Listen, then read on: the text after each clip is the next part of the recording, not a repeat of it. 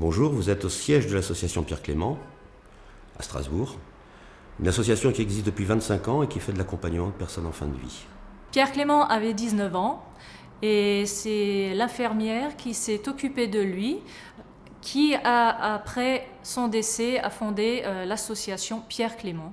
La mission de l'association, c'est de former des bénévoles pour les mettre à disposition des institutions, des services de médecine ou au domicile des patients. Alors, qui sont ces bénévoles ? Ce sont des gens comme vous et moi.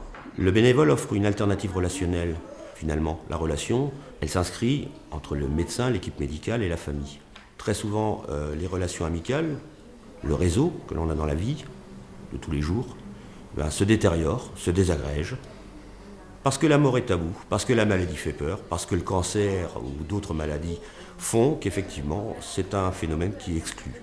L'association compte 130 bénévoles et on intervient à peu près sur toute l'Alsace. Durant nos formations, on apprend à passer outre la dégradation physique. Nous, ce qu'on va chercher, c'est ce qui reste chez la personne, c'est l'être. On n'est pas là pour les juger, on est là pour les écouter. Quand on accompagne en fin de vie, on accompagne plus la vie que la mort. La première des choses, c'est de les encourager à nous appeler. On évaluera ensemble la situation et on trouvera une solution la plus appropriée pour chacun.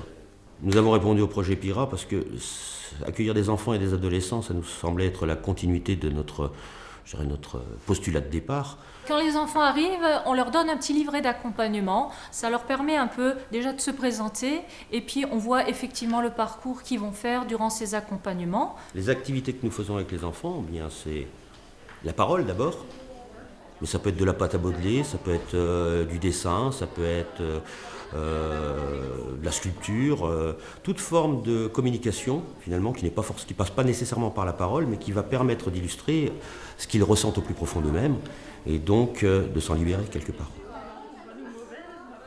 L'argent est dédié au développement de notre site internet et surtout du forum à destination des adolescents. L'une de nos plus belles réussites, c'est l'histoire de cette jeune fille de 14 ans qui était vraiment tombée dans un gouffre après le décès de son père et qui aujourd'hui a repris le fil de sa vie, elle a repris ses études, un dialogue est réinstauré avec sa mère, avec sa famille et ça pour nous c'est le plus important. La mort d'un proche c'est quoi ? C'est une perte. Toute notre vie, on est d'ailleurs même programmé pour perdre. On perd ses illusions, on perd ses amours de jeunesse, puis on perd les illusions à 40 de celles qu'on avait à 20 ans. On perd des proches, alors là c'est vivant. Et c'est ce qui construit l'individu. Si on n'avait pas les pertes, on ne pourrait pas se construire. Donc c'est un élément constitutif. Et on dit souvent que c'est ces pertes qui nous permettent de progresser, nous permettent de grandir, en somme.